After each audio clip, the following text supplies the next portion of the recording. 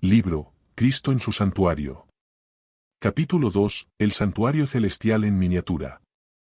Mientras Moisés estaba en el monte, Dios le ordenó: harán un santuario para mí, y yo habitaré en medio de ellos. Éxodo 25, 8, y le dio instrucciones completas para la construcción del tabernáculo.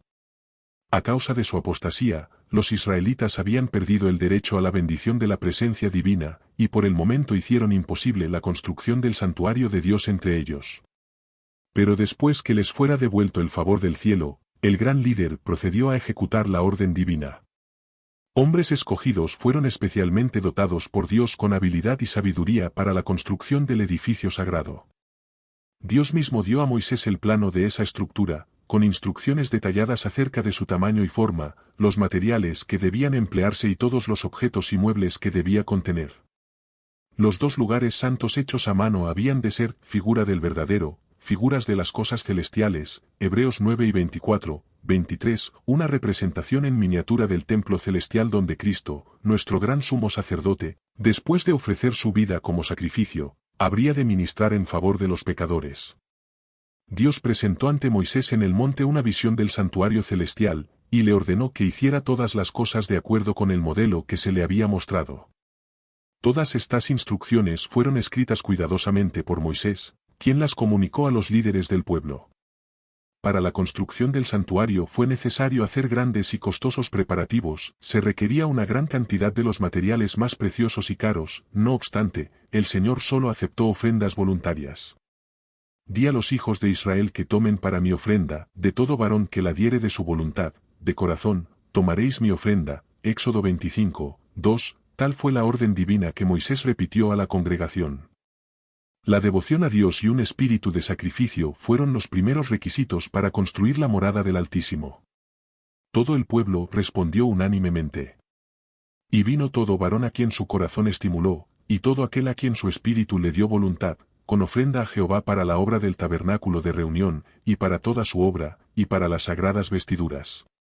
Vinieron así hombres como mujeres, todos los voluntarios de corazón, y trajeron cadenas y zarcillos, anillos y brazaletes y toda clase de joyas de oro, y todos presentaban ofrenda de oro a Jehová. Todo hombre que tenía azul, púrpura, carmesí, lino fino, pelo de cabras, pieles de carneros teñidas de rojo, o pieles de tejones, lo traía. Todo el que ofrecía ofrenda de plata o de bronce traía a Jehová la ofrenda, y todo el que tenía madera de acacia la traía para toda la obra del servicio. Además todas las mujeres sabias de corazón hilaban con sus manos, y traían lo que habían hilado, azul, púrpura, carmesí o lino fino.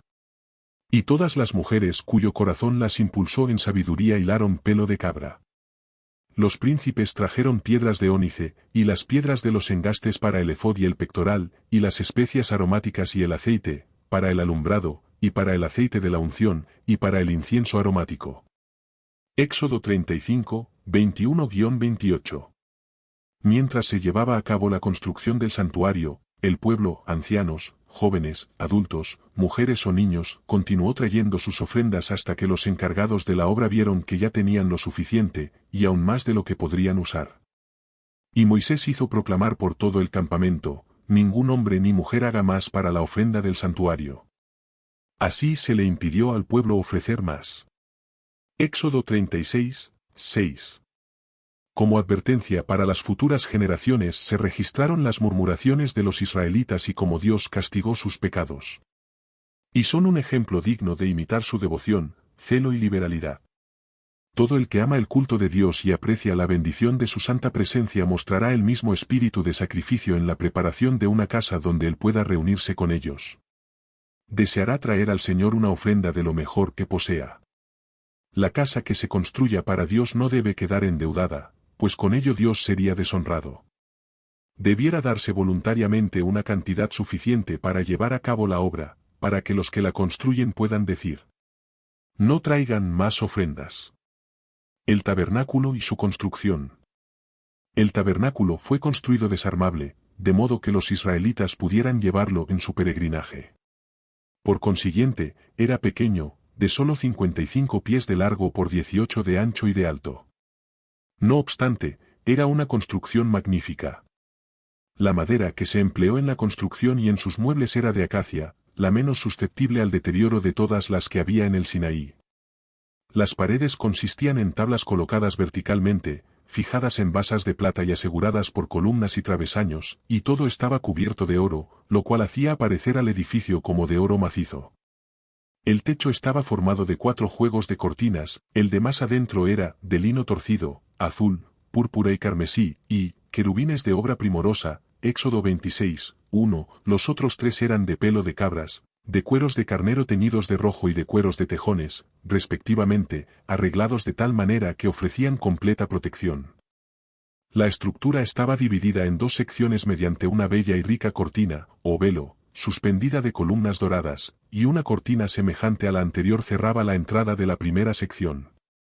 Tanto estos velos como la cubierta interior que formaba el cielo raso, eran de los más magníficos colores azul, púrpura y escarlata, bellamente combinados, y tenían, recamados con hilos de oro y plata, querubines que representaban la hueste de los ángeles asociados con la obra del santuario celestial, y que son espíritus ministradores del pueblo de Dios en la tierra.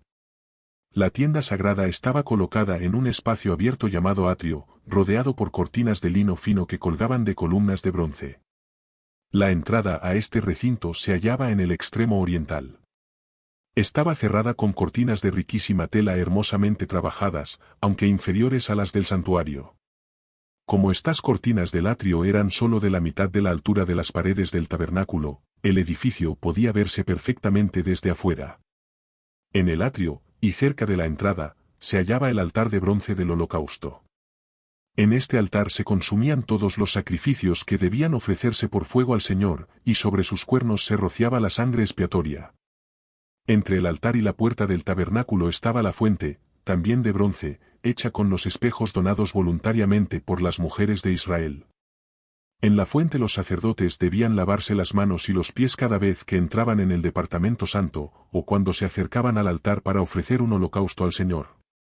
En el primer departamento, o lugar santo, estaban la mesa para el pan de la proposición, el candelero o la lámpara y el altar del incienso. La mesa del pan de la proposición estaba al norte. Así como su cornisa decorada, estaba revestida de oro puro. Sobre esa mesa los sacerdotes debían poner cada sábado 12 panes, arreglados en 2 pilas y rociados con incienso. Por ser santos, los panes que se quitaban debían ser comidos por los sacerdotes. Al sur estaba el candelero de 7 brazos, con sus 7 lámparas. Sus brazos estaban decorados con flores exquisitamente labradas y parecidas a lirios, el conjunto estaba hecho de una pieza sólida de oro. Como no había ventanas en el tabernáculo, las lámparas nunca se extinguían todas al mismo tiempo, sino que ardían día y noche. Exactamente frente al velo que separaba el lugar santo del lugar santísimo, y de la inmediata presencia de Dios, estaba el altar de oro del incienso. Sobre ese altar el sacerdote debía quemar incienso todas las mañanas y todas las tardes, sobre sus cuernos se aplicaba la sangre de la víctima de la expiación, y en el gran día de la expiación era rociado con sangre. El fuego que estaba sobre ese altar fue encendido por Dios mismo, y se mantenía como sagrado. Día y noche, el santo incienso difundía su fragancia por los recintos sagrados del tabernáculo, fuera, por sus alrededores. Más allá del velo interior estaba el lugar santísimo, centro del servicio de expiación e intercesión, el cual constituía el eslabón que unía el cielo y la tierra. En este departamento estaba el arca, que era un cofre de madera de acacia, recubierto de oro por dentro y por fuera, y que tenía una cornisa de oro encima. Era el repositorio de las tablas de piedra, en las cuales Dios mismo había grabado los 10 mandamientos. Por consiguiente, se lo llamaba Arca del Testamento de Dios, o Arca de la Alianza, puesto que los 10 mandamientos eran la base de la alianza hecha entre Dios e Israel. La cubierta del arca sagrada se llamaba propiciatorio.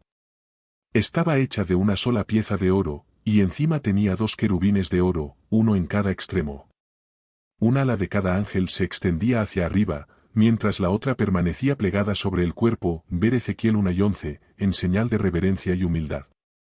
La posición de los querubines, con la cara vuelta el uno hacia el otro y mirando reverentemente hacia abajo sobre el arca, representaba la reverencia con la cual la hueste celestial mira la ley de Dios y su interés en el plan de la redención. Encima del propiciatorio estaba la Shequine, o manifestación de la presencia divina, y desde en medio de los querubines Dios hacía conocer su voluntad. A veces los mensajes divinos eran comunicados al sumo sacerdote mediante una voz que salía de la nube. Otras veces caía una luz sobre el ángel de la derecha, para indicar aprobación o aceptación, o una sombra o nube descansaba sobre el ángel de la izquierda, para revelar desaprobación o rechazo. La ley de Dios, guardada como reliquia dentro del arca, era la gran regla de justicia y juicio. Esa ley determinaba la muerte del transgresor, pero encima de la ley estaba el propiciatorio, donde se revelaba la presencia de Dios y desde el cual, en virtud de la expiación, se otorgaba perdón al pecador arrepentido. Así, en la obra de Cristo en favor de nuestra redención, simbolizada por el servicio del santuario, la misericordia y la verdad se encontraron, la justicia y la paz se besaron. Salmos 85, 10. No hay palabras que puedan describir la gloria de la escena que se veía dentro del santuario, las paredes doradas reflejando la luz de los candeleros de oro, los brillantes colores de las cortinas ricamente bordadas con sus relucientes ángeles, la mesa y el altar del incienso refulgentes de oro, y más allá del segundo velo el arca sagrada, con sus querubines místicos, y sobre ella la santa Shequine, manifestación visible de la presencia de Jehová, pero todo eso era apenas un pálido reflejo de las glorias del templo de Dios en el cielo, el gran centro de la obra de redención en favor del hombre. Se necesitó alrededor de medio año para construir el tabernáculo.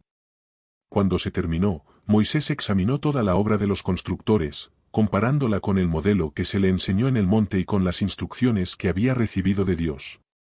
Y vio Moisés toda la obra, y he aquí que la habían hecho como Jehová había mandado, y los bendijo. Éxodo 39, 43. Con anhelante interés las multitudes de Israel se agolparon para ver la sagrada estructura.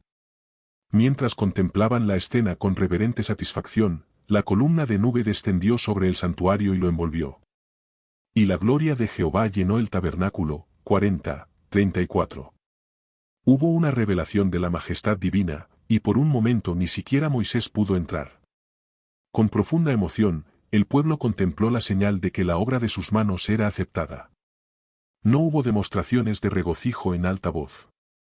Una solemne reverencia se apoderó de todos.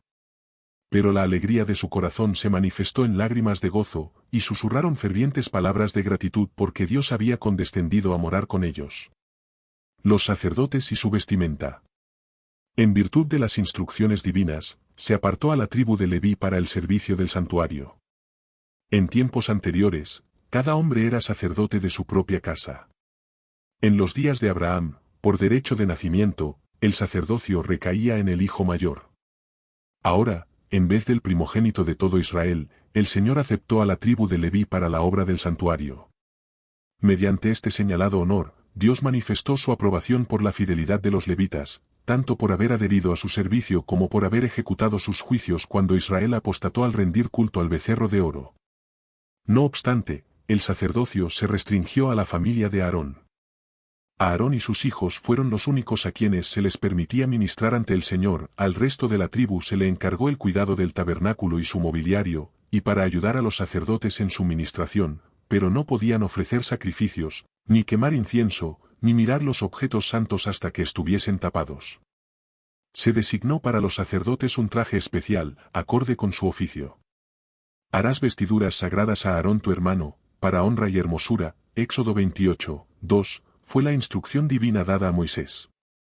El hábito del sacerdote común era de lino blanco, tejido de una sola pieza. Se extendía casi hasta los pies, y estaba ceñido en la cintura por una faja de lino blanco bordada de azul, púrpura y rojo. Un turbante de lino, o mitra, completaba su vestidura exterior. Ante la zarza ardiente se le ordenó a Moisés que se quitase las sandalias, porque la tierra en que estaba era santa. Tampoco los sacerdotes debían entrar en el santuario con el calzado puesto. Las partículas de polvo pegadas a él habrían profanado el santo lugar. Debían dejar los zapatos en el atrio antes de entrar en el santuario, y también tenían que lavarse tanto las manos como los pies antes de servir en el tabernáculo o en el altar del holocausto. En esa forma se enseñaba constantemente que los que quieran acercarse a la presencia de Dios deben apartarse de toda impureza. Las vestiduras del sumo sacerdote eran de material costoso y bellísima confección, como convenía a su elevada jerarquía. Además del traje de lino del sacerdote común, llevaba una túnica azul, también tejida de una sola pieza. El borde del manto estaba ornamentado con campanas de oro y granadas de color azul, púrpura y escarlata. Sobre esto llevaba el efod, prenda más corta de oro, azul, púrpura, escarlata y blanco, rodeada por una faja de los mismos colores, hermosamente elaborada. El efod no tenía mangas, y en sus sombreras bordadas con oro tenía engarzadas 2 piedras de ónice, que llevaban los nombres de las 12 tribus de Israel.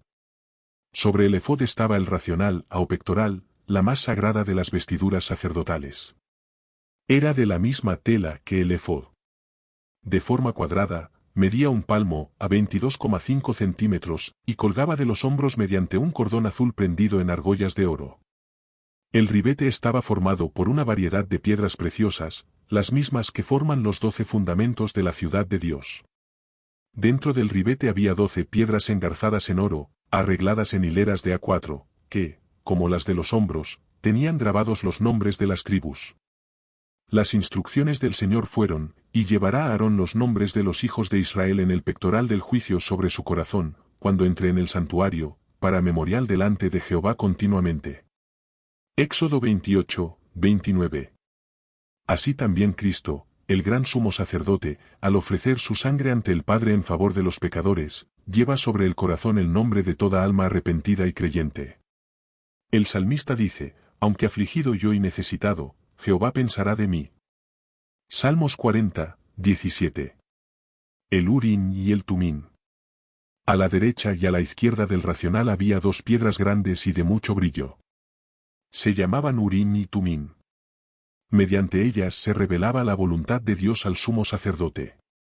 Cuando se llevaban asuntos ante el Señor para que Él los decidiera, si un nimbo iluminaba la piedra de la derecha era señal de aprobación o consentimiento divinos, mientras que si una nube oscurecía la piedra de la izquierda, era evidencia de negación o desaprobación.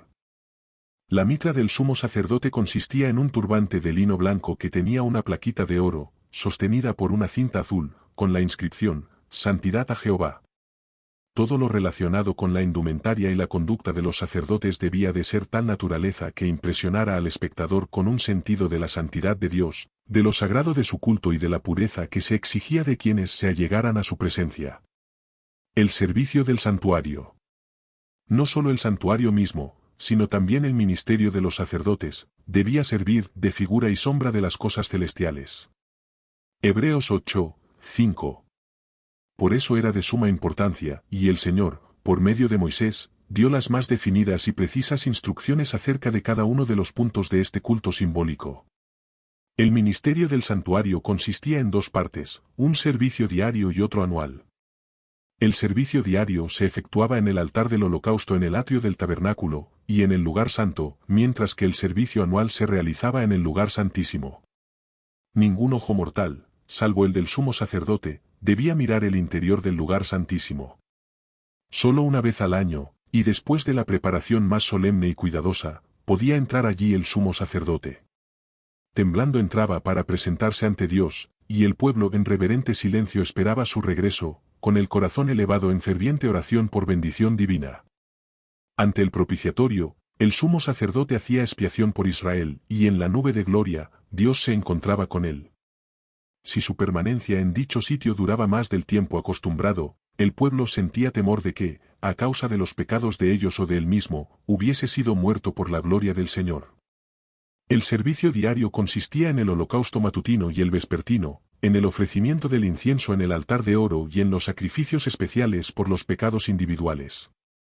Además, había sacrificios para los sábados, las lunas nuevas y las fiestas especiales. Cada mañana y cada tarde se ofrecían sobre el altar un cordero de 1 año, con las oblaciones apropiadas de presentes, para simbolizar la diaria consagración de la nación a Jehová y su constante dependencia de la sangre expiatoria de Cristo. Dios les indicó expresamente que toda ofrenda presentada para el servicio del santuario debía ser sin defecto. Éxodo 12, 5.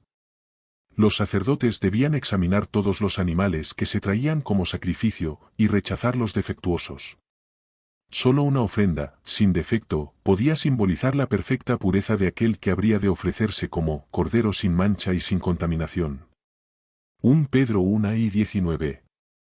El apóstol Pablo señala estos sacrificios como una ilustración de lo que los seguidores de Cristo han de llegar a ser.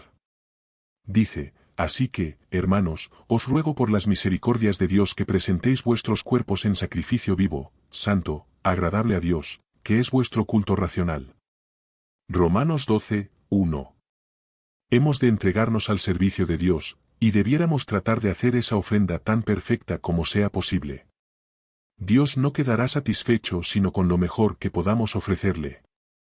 Los que le aman de todo corazón, desearán darle el mejor servicio de su vida, y constantemente tratarán de poner todas las facultades de su ser en perfecta armonía con las leyes que nos habilitan para hacer la voluntad de Dios. Al presentar la ofrenda del incienso, el sacerdote se acercaba más directamente a la presencia de Dios que en ningún otro acto de los servicios diarios. Como el velo interior del santuario no llegaba hasta el techo del edificio, la gloria de Dios, que se manifestaba sobre el propiciatorio, era parcialmente visible desde el lugar santo.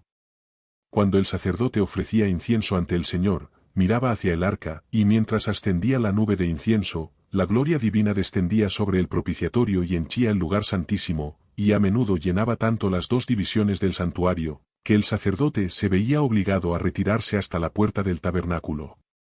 Así como en ese servicio simbólico el sacerdote miraba por medio de la fe el propiciatorio que no podía ver, así ahora el pueblo de Dios ha de dirigir sus oraciones a Cristo, su gran sumo sacerdote, quien, invisible para el ojo humano, está intercediendo en su favor en el santuario celestial.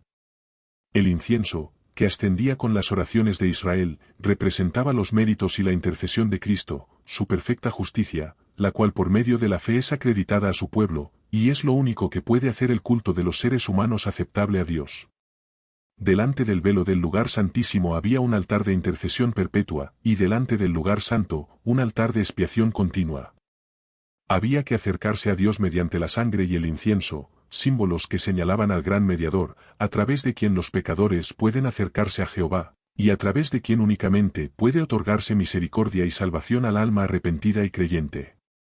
Mientras de mañana y de tarde los sacerdotes entraban en el lugar santo a la hora del incienso, el sacrificio diario estaba listo para ser ofrecido sobre el altar de afuera, en el atrio. Esta era una hora de intenso interés para los adoradores que se congregaban ante el tabernáculo. Antes de allegarse a la presencia de Dios por medio del ministerio del sacerdote, debían hacer un ferviente examen de su corazón y confesión de sus pecados. Se unían en oración silenciosa, con los rostros vueltos hacia el lugar santo. Así sus peticiones ascendían con la nube de incienso, mientras la fe aceptaba los méritos del Salvador prometido al que simbolizaba el sacrificio expiatorio. Las horas designadas para el sacrificio matutino y vespertino se consideraban sagradas, y llegaron a observarse como momentos dedicados al culto por toda la nación judía. Y cuando en tiempos posteriores los judíos fueron esparcidos como cautivos en distintos países, aun entonces a la hora indicada dirigían el rostro hacia Jerusalén y ofrecían sus peticiones al Dios de Israel. En esta costumbre, los cristianos tienen un ejemplo para su oración matutina y vespertina. Si bien Dios condena la mera ejecución de ceremonias que carezcan del espíritu de adoración, mira con gran satisfacción a quienes lo aman y se postran mañana y tarde para pedir perdón por los pecados cometidos y las bendiciones necesarias. El pan de la proposición se conservaba siempre ante el Señor como una ofrenda perpetua. De manera que formaba parte del sacrificio diario, y se llamaba el pan de la proposición, o el pan de la presencia, porque estaba siempre ante el rostro del Señor. Éxodo 25, 30. Era un reconocimiento de que el hombre depende de Dios tanto para su alimento temporal como para el espiritual, y de que se lo recibe únicamente en virtud de la mediación de Cristo. En el desierto Dios había alimentado a Israel con el pan del cielo, y el pueblo aún dependía de su generosidad tanto para las bendiciones del alimento temporal como las del espiritual. El maná, así como el pan de la proposición, simbolizaba a Cristo, el pan viviente, quien está siempre en la presencia de Dios para interceder por nosotros. Él mismo dijo, «Yo soy el pan vivo que descendió del cielo». Juan 6, 48-51. Sobre los panes se ponía incienso. Cuando se cambiaba cada sábado, para reemplazarlo por panes frescos, el incienso se quemaba sobre el altar como un recordatorio delante de Dios. La parte más importante del servicio diario era la que se realizaba en favor de los individuos. El pecador arrepentido traía su ofrenda a la puerta del tabernáculo, y colocando la mano sobre la cabeza de la víctima, confesaba sus pecados, así, en un sentido figurado, los trasladaba de su propia persona a la víctima inocente. Luego mataba al animal con su propia mano, y el sacerdote llevaba la sangre al lugar santo y la rociaba ante el velo, detrás del cual estaba el arca que contenía la ley que el pecador había violado. Con esta ceremonia, y en un sentido simbólico, el pecado era trasladado al santuario por medio de la sangre. En algunos casos no se llevaba la sangre al lugar santo, pero el sacerdote debía comer la carne, tal como Moisés ordenó a los hijos de Aarón, diciendo, la dio él a vosotros para llevar la iniquidad de la congregación. Levítico 10 y 17. Las dos ceremonias simbolizaban por igual el traslado del pecado del hombre arrepentido al santuario. Tal era la obra que se hacía diariamente durante todo el año. Con el traslado de los pecados de Israel al santuario, los lugares santos quedaban manchados, y se hacía necesaria una obra especial para quitar de allí los pecados. Dios ordenó que se hiciera expiación para cada una de las sagradas divisiones lo mismo que para el altar. Así, lo limpiará, y lo santificará de las inmundicias de los hijos de Israel. Levítico 4 y 19. El día de la expiación. Una vez al año, en el gran día de la expiación, el sacerdote entraba en el lugar santísimo para limpiar el santuario. La obra allí desarrollada completaba el ciclo anual de ceremonias. En el día de la expiación se llevaban 2 machos cabríos a la puerta del tabernáculo y se echaba suerte sobre ellos, una suerte por Jehová, y otra suerte por Azazel. Levítico 16, 8. El macho cabrío sobre el cual caía la primera suerte debía matarse como ofrenda por el pecado del pueblo. Y el sacerdote debía llevar la sangre dentro del velo y rociarla sobre el propiciatorio. Así purificará el santuario, a causa de las impurezas de los hijos de Israel, de sus rebeliones y de todos sus pecados, de la misma manera hará también al tabernáculo de reunión, el cual reside entre ellos en medio de sus impurezas. Vers 16. Y pondrá Aarón sus 2 manos sobre la cabeza del macho cabrío vivo, y confesará sobre él todas las iniquidades de los hijos de Israel, todas sus rebeliones y todos sus pecados, poniéndolos así sobre la cabeza del macho cabrío, y lo enviará al desierto por mano de un hombre destinado para esto. Y aquel macho cabrío llevará sobre sí todas las iniquidades de ellos a tierra inhabitada, y dejará ir el macho cabrío por el desierto. Vers 21, 22. Solo después de haberse alejado al macho cabrío de esta manera, se consideraba el pueblo libre de la carga de sus pecados. Todo hombre debía contristar su alma mientras se verificaba la obra de expiación. Todos los negocios se suspendían, y toda la congregación de Israel pasaba el día en solemne humillación delante de Dios, en oración, ayuno y profundo análisis del corazón. Mediante este servicio anual se le enseñaba al pueblo importantes verdades acerca de la expiación.